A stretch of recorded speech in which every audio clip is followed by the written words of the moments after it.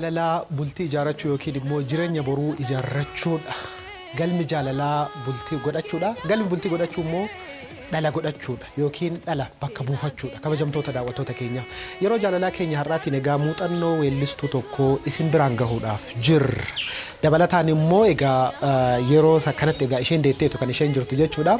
Kanaaf egaa bakka isheen deetteetti dhandhee dubbisuudhaaf jirra. Siree cabsi jechuudhaaf jirra. Kabajamtoota daawwattoota keenya egaa mana ishee ga'eetu kan jiru karratti baatee akkanan simanneef ciisteetu kan isheen jirtu jechuudha. Weellistuu yookiin artistii keenya har'aa jechuudha. Kanaaf mana ishee ga'eetu kan jiru jechuudha. Muuxannoo ishee fi kan abbaa warraa ishee gama jaalalaatiin jiru isinii qooduudhaaf jirra. Mana ishee geenneetu kan jirru nan seenaa nu wajjin yeroo gaarii dabarsa.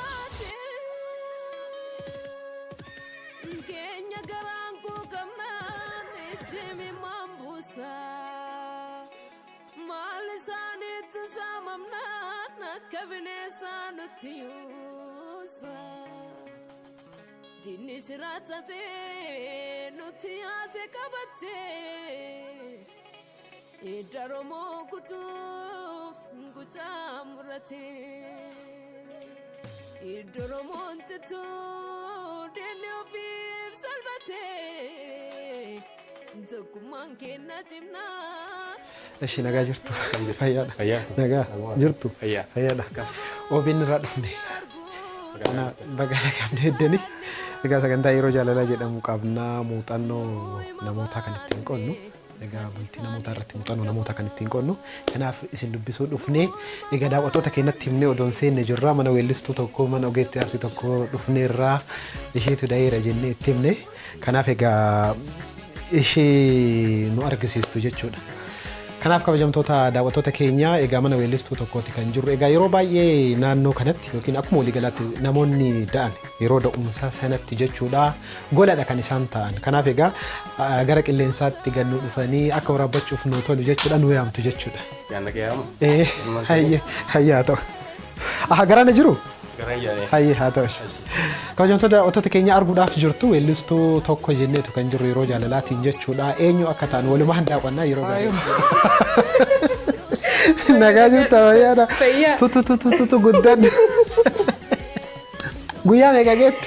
Amma guyyaa torbaata biyya keessa ji'a lamaaf wayii. Mee yoo dogoggorina sirreessitaa? Siree cabsi jedhamaami?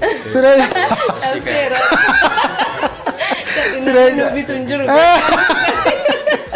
Kanaafuu siree cabsi jedhama. Guddaan urgaa jedhama miti. Kanaafuu teenya tole hayyee tole. Ijoolleen yeroo dhufan yaa'u gammachuu jaalala qabatanii dhufanii jaalalli jira jechuudha mana keessa ijoolleen dhufan.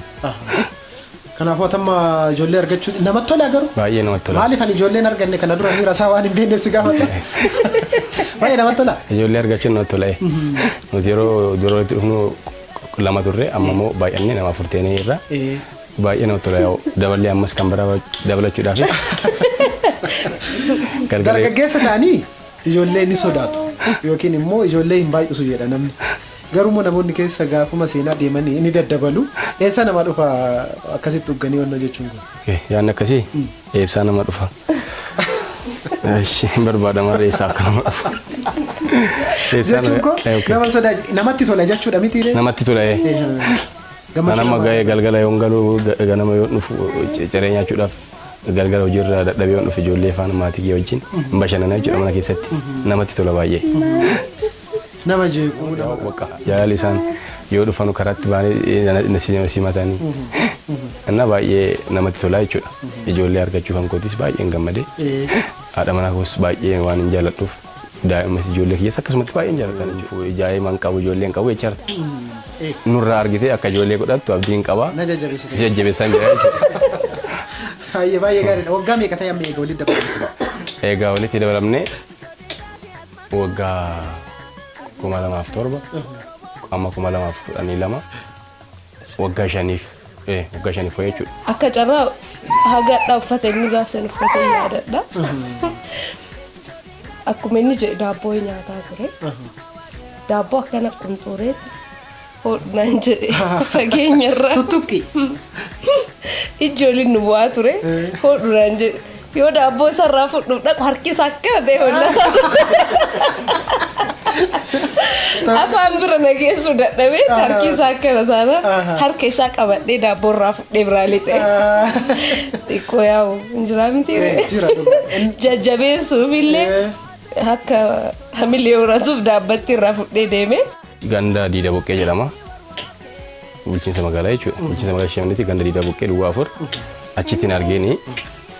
Hojiirran turre akka sagantaa wayii ture. Achi galma sanitti qophii wayii ture yaa'u nu affeeranii ture qophii sana irratti affeerraa qabna. Achitti hin argee ishii. Achi gaafan bahu isinis ol seenaa jirti. Ana ammoo gad ba'an jiran. Intini wayii daabboo wayiitti qoqqoodamaa jira mana keessatti. Ishii nyaachaa alatti gad ba'een. Achiin ishiin ufitamoo hodhu nyaadhuun jedhe. Achumaan hin kenneefi daabbichi nyaataa fudhatte. Yaada qabdi ishiin dur jechuudha. Yaadni keessa jira. Achiin fudhattee ani hin ba'ee alan ture baay'ee yeroo dheeraa dhaabadhe. Achiin hiriyoota ishee wajjin baane. Konkolaataa moo akkas turani nama baay'ee turani ijoollee hiriyoota ishee turani. Achiin iddoo teessisanii garagaltee ilaaltiin. Anis baay'ee ilaalaan ture jechuudha. Makiina keessatti. Makiina keessatti deemaa jiranii. Isaan deemaa jiranii ana immoo dhaabadheen jiran na ilaalti anis inuma ilaala bakka. Achiin guyyaa wayii tasaa immoo bulchiinsa magaalaatti walgahii wayii ture meeshaa jechaa ishee erganii. Mucaan hiriyaa kiyya tokko jira ammoo ganda san kan hojjetu deema wajjin iqaa meeshaa fudhaa koottaati minaamin achuma yaarraa yaa'u jaalallis hin dhufee. Guyyaa lammataa jechuudha. Guyyaa lamaffaa ta'uu yeroo itti aanutti yaa guyyuma lamaffaa jedhama akkasitti wal agarree achiin bakka yaa baay'ee waan hin jaaladhuuf yeroo ishiin karaa dheeraa deemtu hojii kana artii kana guddisuudhaaf biyya ishiin deemne hin jirtu. Yeroo san haati isaanis jiranii daa'imas filmii guddaan ture. Sana dura otoo hin dabarre garuu Okay. yeroo ati dudubbattu sin diddinne sin deddeebisne. Waan hin deddeebisne. Baay'ee Ayyo dhugaa dubbadhu. baay'ee. Ay miilli isaa caammaa miila isaa dhumateera. Dhugaa himi. Ati garuu jalqaba irratti amala hojiitti wal qabatee kana na danda'e kana wal danda'a waan jedhu kana dudubbattanii ture moo akkasuma itti galtan? Jechuun akka tasaa ta'eeti yoo ol barannu kilippii isa jalqabaa hojjetaa ture. Kilippii sana gargaaraa ture. Normaalii osoo fuudhaa fi heerumamaa waan biraa osoo naasa'in akkuma hiriyyummaatti akkuma nama na atiraakti godhuuf na dhihaatu sanitti na gargaaraa ture. Konkolaataa homaa maallaqa wayiillee naa kennee ijoollee laaqa na affeeraa ture. Haa ta'u garuu ani bultiidhaaf siin ta'uu jedheen gaafa inni walaafuun amma ol fuuna homaa jedhu an bultiidhaaf siin ta'uu. Sababni isaa osoo ati na jaalattee illee ogummaa kana waliin fudhattee namootni hin jiraa miti. Namoonni yookaan maatiin isaas yookaan maatiin kiyyees hiriyoonni isaas wanni garagaraan odeeffama artistii ilaalcha aartiidhaa qaban gadhaana waan ta'eef jechuudha. Biizii taataa. Walumaa galatti ani jaarsi ati jaartii tantee yoo galtee mana argite sitti tolaa yoo bunni danfee laaqanni tolee mana galtee sitti tolaa nuti ammoo carraan hojii keenya isteejiif ala ba'uu dandeenya gaafa silaa ayyaanaaf waa mana bilcheeffannee manatti nu arguu inni qabu nu ala ba'uu dandeenya. Kanaaf an bultiidhaaf siin ta'uu jedheen deemee hiricha wayii mari'achiisee dhagaan akkana naan jettee ansiif hin ta'u dubartii manaa wayii dubartii jechuun manatti wanna jechuu dandeettu uumame jedhee jennaan isiman naa ta'anaan jedhe sunis isima namni bultiidhaaf sii ta'u isima gadi dhiisiin jedhaniin si'a rakkoon qabu jedhee ogummaa kiyyallee waan jiru itti hime egasii booda na hubachuu jalqabe namni osoo nan fuudhin alatti na gargaaruuf na deeggaru kun aartii irratti namni aartii irratti na deeggaru kun yoo na fuudhees na hubachuu danda'a waan jedhu na keessa ture. Egasii booda waggaa lama waliin turre hiriyyummaadhaan. Gaafa waggaa lama waliin turru kana hedduu chaalenjiin na muudannee anaaf isa jidduutti yoon akkana fiildiidhaan bahu wanni haarofni hin jiru. Mannatti illee na galchee na dhaabuu danda'a wanni jedhee ani irraa shakkuun turre baay'een jaaladhallee immoo. Kanaaf waa lama wal bira qabuun immoo murteessaadha. Jireenya kee kan boruullee aartiis akkuma jaaladhus kanaaf kanallee ol bira qabee deemuu waan murteesseef murteessaallee waan ta'eef murteessee egasii booda jireenya kana seennee akka namaaf osoo hin ta'in akka rabbiif as geenye. Kan waaqaas keessa jira. Kan waaqaa guddaa keessa jira.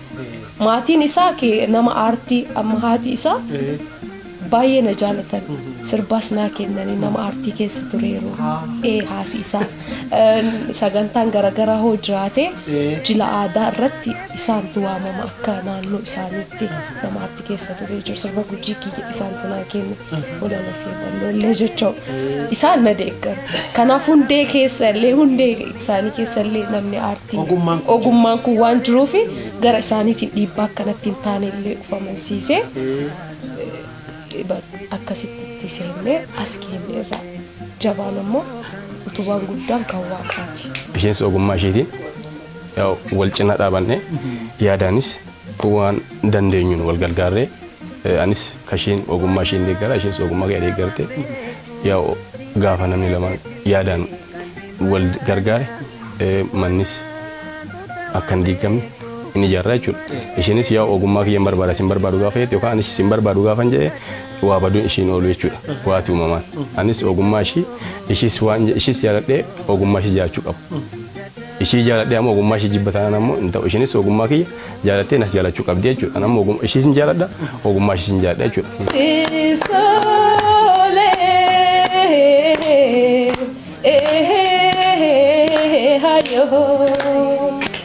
Where do no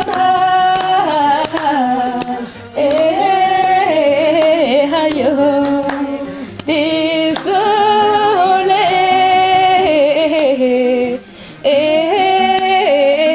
hayo loni lago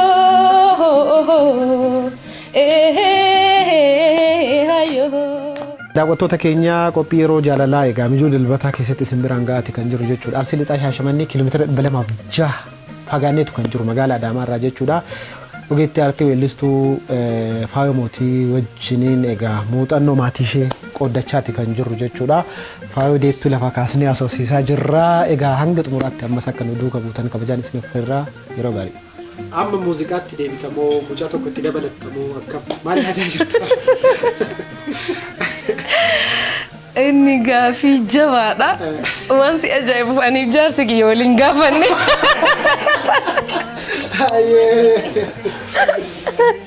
Kun booda waan mari'annee deebisnu wayii ta'uun oolu. Haa ta'u garuu waan ani jaaladheef waan ani itti deemutti innis na deeggaradhee waan abdii qabuufi amma muuziqaa deebi'a. Sababni isaa haa jabaattu intallillee duras jabeeffannee itti deebine isiinis akkuma kanaa jabaatte amma wal qixxee qabna dhiiraaf dubarallee qabna anis innillee qabna waan ta'eef suuta jennee hojii gara hojiitti dura hojii kiyya baay'ee toppi ta'ee ol ba'uuf ufin amansiisne ture. Amma garuu toppi ta'ee ol ba'uuf barbaada. Sababni isaa waa lama ol bira qabee jira akkuma dura sii kaasisanii. Asiin bultiinis jira asiinis aartistiinis jira toppi taatee yoo ol baate waan san baadhachuu dadhabuu dandeetta. Waan biraa ooladde jiraate.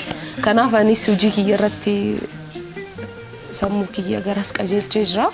Achii booda itti dachaanan waluma bira jirra. Innis dhufa jechuu barbaadeetti. Artist guddisaa ijoollees guddisaa. Lamaan saayyuu wal faana deemuu qaba jedhee yaada. Maatii ayyaana Haroorraa waan baay'ee baratamuu hin danda'ama. Maatiin ayyaana Haroo warra amantaadhaan waliin jiraatu, warra jaalalaan waliin jiraatu, warra waliigaltee cimaa qabu, warra mana keessatti baay'ee bakka namni biraa fakkeenya irraa fudhatee akkaataa mana keessatti ittiin jiraatan fakkeenya irraa fudhatan. Baay'ee nama jaalalaa waliin jiraatu hawaasummaa keessas gahee guddaa qabanii namni baay'een waa'ee isaanii haasa'a. Fakkeenyaaf ayyaanaan nama akkanaati, Faayoo Mootiis nama akkanaati, nama gaarii nama hawaasummaa beektu jedhanii haasa'anii haga isaa wajjin jiraachuu jalqabeetti baay'ee nama gaarii. Mucattiin tiyyaallee bakka barbaadde deemti. Mucaan kunillee seefti isii eegee bakka deemtellee deemtee yoo isin galtu lolanii hin dhoorganii bakka hojii ofiitii ba'u martinu. Waliigalteen isaaniillee baay'ee gammachiisa uma rakkoon qabu. Warra wal guddisaa jiru. Faayoo fi ayyaanaan jechuun ayyaanaan osoo faayoon beekin duratti faayoo beekaa amma garuu galanni rabbii naa ga'u isaan lama wajjin jiranii baay'ee bareeda jaalalli isaanii wal danda'anii nama jiraatudha isaan jechuudha walii hubatanii warra jiraatu wal hubannaa qabu kanaaf namni hundu isaan irraa osoo fakkeenya fudhate jedhaan. Gara lachuunu dhiira birattis dubartii birattis wal amantaan jiraachuudha. Dhiirris dubartiin gaafa baatee ogummaa qabdu cimfattee hojiitti akka jijjiirtu akka hojjettu jedha. Wal amantaan gidduu isaaniitti jiraachuu qaba. Jaarsa kiyyaaf maatii kiyya baay'ee jaalladha. Baay'ee tokko jaalladha. Sababni isaa osoo inni na cinaa jiraatu baatee asiin ga'u. Inni waan an hojjetaa jiru kanaafi lafee dugdaati. Osoo inni humna naa ta'uu baate an humna hin qabu. Osoo inni balbala naa banuu baate an bahee hin deemu. Osoo inni miila naan taane san hin ga'u jechuudha. Egaa faayoo isinis jechuudha. Egaa muuxannoo keessan eeyyamamoo taatanii egaa sa'aatii isinirraa fudhanne muuxannoo keessan daawwattoota keenyaaf qooduu keessaniif baay'ee isin galateeffannaa ulfaadha. Kabajamtoota daawwattoota keenyaa egaa yeroo jaalalaa keenya irraatiin egaa Arsii Lixaatti mallee faayoo fi maatii ishee wajjin turtii taasifne kanumaan kan xumuru. Torban qabiyyee gara biraatiin walitti deebinaa yeroo gaarii fayyaa ta'a. Ninganamti uumaan ganama rabbitu nuuf beeka. Toltuudha facaafannaa tolaatu nuuf marga. Gaafa duula bahu si waammadhe waaqahoo rabbi yoo anu mirgaan